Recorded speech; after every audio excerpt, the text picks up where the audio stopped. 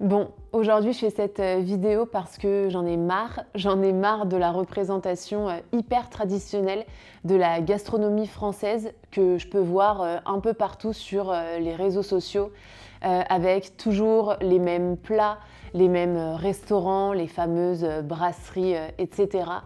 Comme si ça représentait notre quotidien et surtout comme si ça représentait les Français dans leur globalité. Aujourd'hui, moi, j'ai envie de vous montrer une autre facette de la nourriture française, celle du quotidien, celle qu'on consomme quotidiennement. Comment on mange, qu'est-ce qui est important pour nous quand on cuisine chez nous.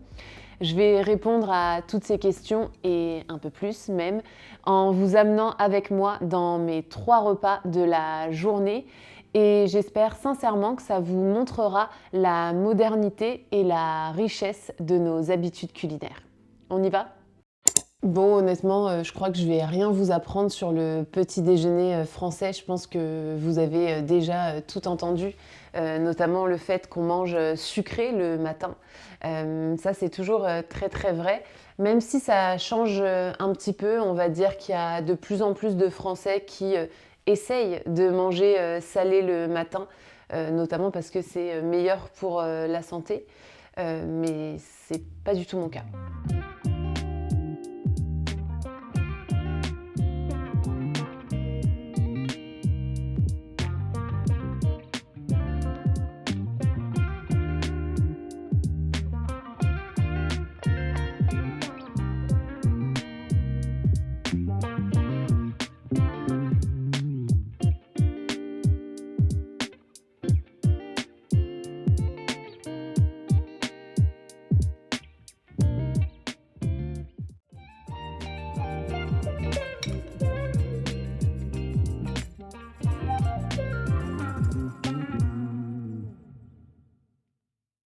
Une chose peut-être que vous ne savez pas sur les habitudes alimentaires des Français et qui nous caractérise quand même pas mal, c'est la saisonnalité, c'est-à-dire qu'on respecte au maximum la saison des fruits et des légumes. Là, je parle évidemment de manière très générale, hein. Il y a des gens qui ne le font pas évidemment, mais voilà, par exemple, c'est pour ça que ce matin, je mange une pomme. Bon, j'aimerais bien manger des fraises, mais c'est pas la saison. Donc, par exemple, si je vais au marché ou même au supermarché, c'est évidemment compliqué d'en trouver. Je crois qu'on fait ça pour respecter l'environnement, un peu pour le côté éthique, et aussi parce que ça va être un peu moins cher. Ça dépend, mais voilà, ça va être un peu moins cher de consommer de saison que de consommer hors saison. Autre chose très très importante, je crois que nous les Français, on vit pour manger et pas l'inverse. Ce qui veut dire que la notion de plaisir est quand même hyper importante quand on mange. Et c'est peut-être pour ça d'ailleurs qu'on mange sucré le matin pour commencer la journée avec une bonne dose de plaisir. Bon, on se retrouve pour le déjeuner. Je vais faire un truc rapide, voilà, parce que comme beaucoup de gens, j'ai pas trop le temps de cuisiner là pendant ma pause. Je vais faire une salade un peu d'hiver avec des lentilles que j'ai déjà cuites hier. Les lentilles, on en consomme pas mal en France parce que on en produit énormément, notamment vers le Puy-en-Velay, donc pas très loin de Lyon, on va dire. Et on a pas mal de spécialités avec les lentilles qui sont mijotées, donc qui sont cuites pendant très longtemps, notamment avec de la viande. Aujourd'hui, je vais les manger froides.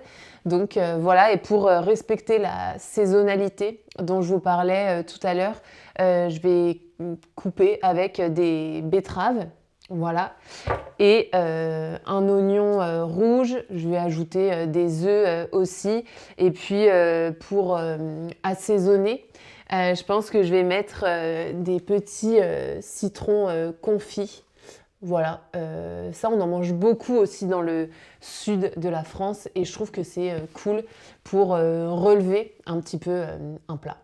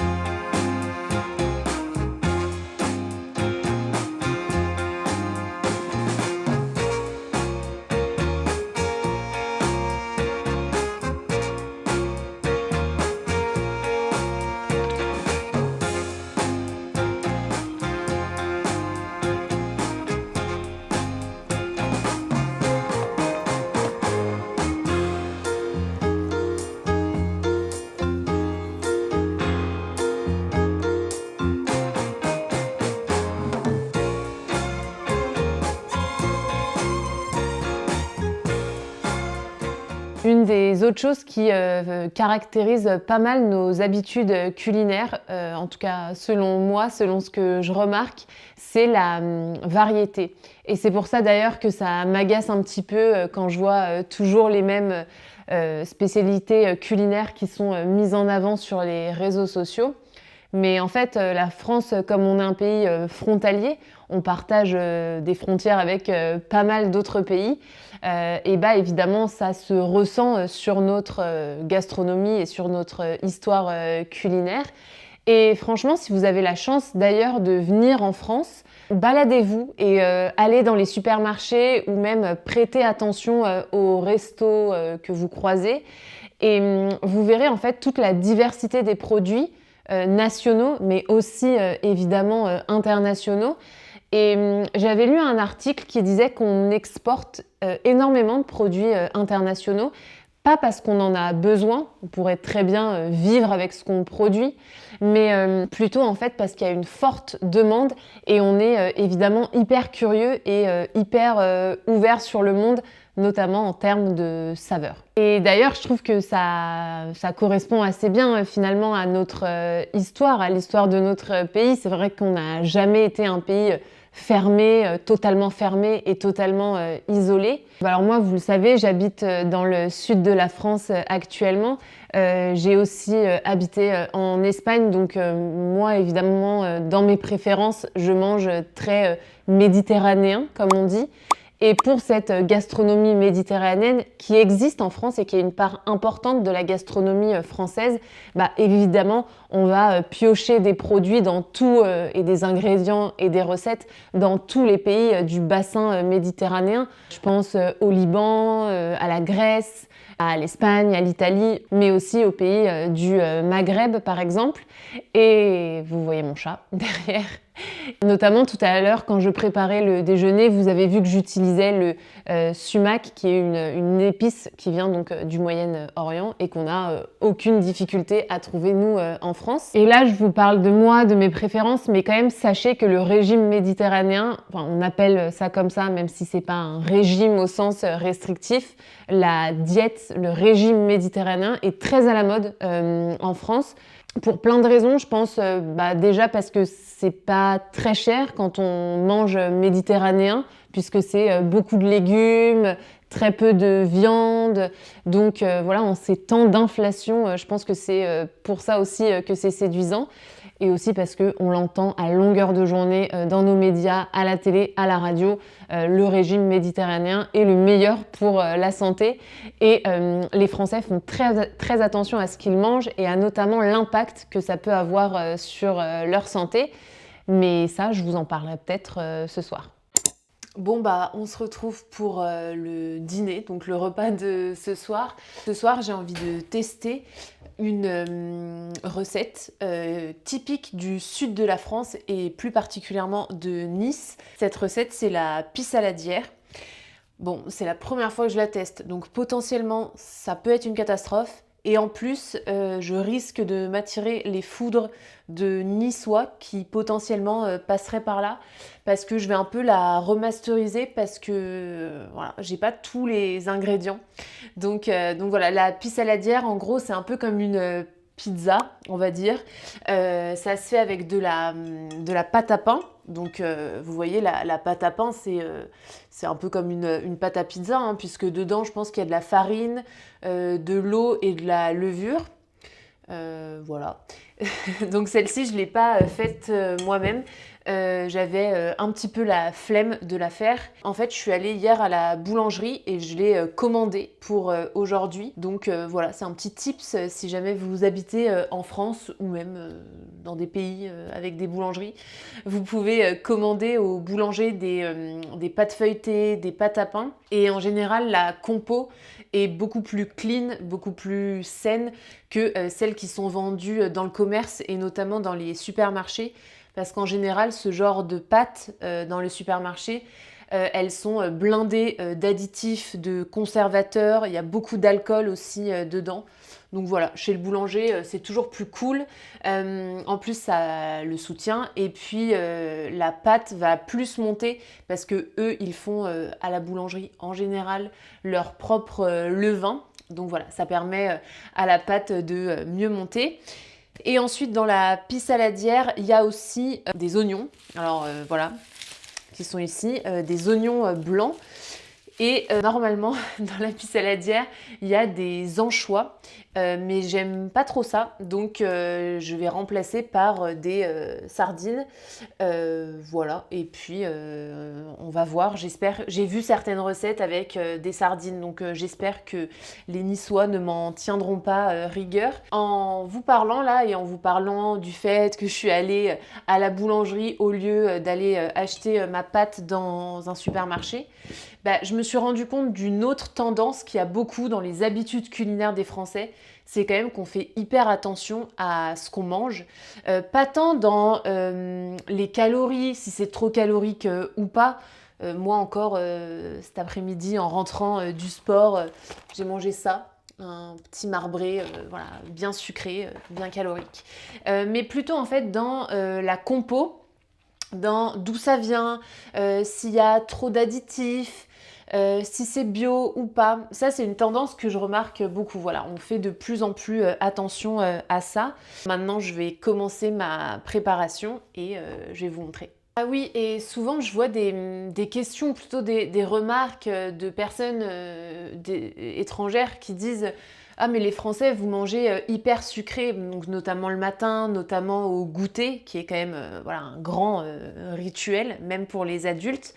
Et c'est vrai, on mange sucré et pourtant, de manière générale, les Français sont assez minces, assez fit, comme on dit.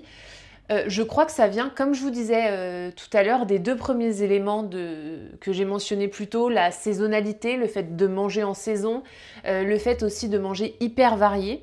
Les Français mangent un peu de tout et en petite quantité en général. C'est pas des gros mangeurs. Tout ça, ça fait qu'on a une alimentation qui est quand même assez équilibrée, même si elle est évidemment rythmée par plein de petits instants de plaisir.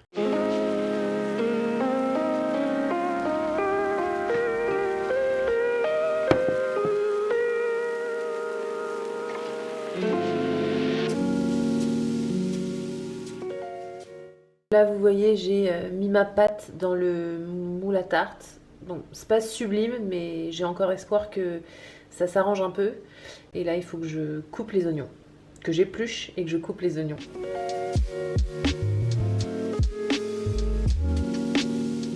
Il faut que je fasse revenir les oignons. J'ai l'impression qu'il y en a énormément, mais je crois que ça réduit pas mal. Il faut les faire revenir donc dans de l'huile d'olive. Bon, j'aime pas trop cuire à l'huile d'olive parce que je crois que c'est une huile qui supporte pas trop la combustion, donc d'être brûlée, mais je vais pas faire plus d'affront que je n'ai déjà fait au niçois et à la pie saladière.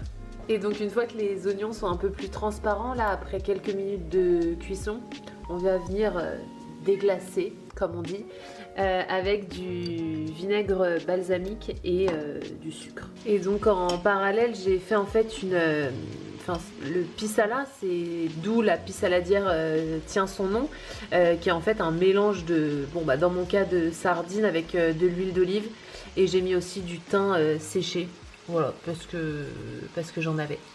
Et après, donc cette préparation, on va la mélanger aux oignons avant de mettre tout ça sur la pâte à pain.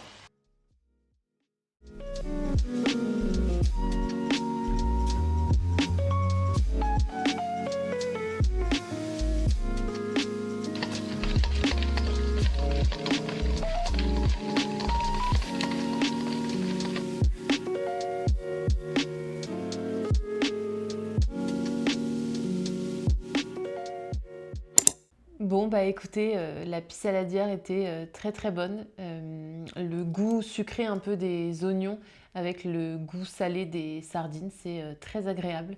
Donc je vous recommande de la faire chez vous si jamais vous avez tous les ingrédients. C'est des ingrédients qui sont assez simples et assez abordables. Et d'ailleurs ce plat de la cuisine niçoise, donc Nice qui est vraiment très proche de la frontière italienne, ça me fait penser au concept un peu de cuisine pauvre qu'on retrouve dans la cuisine italienne. Donc voilà, l'idée de faire beaucoup avec peu. Voilà, moi ça j'aime beaucoup. Je vais vous laisser ici. J'espère que cette vidéo a été l'occasion pour vous de découvrir plein de nouvelles choses et surtout d'en savoir un peu plus sur la culture française. Voilà, parce que je crois que c'est aussi pour ça qu'on apprend une langue. Merci de m'avoir regardé jusqu'au bout. J'espère que ça vous a plu et qu'on se retrouvera bientôt pour d'autres vidéos. Ciao, ciao!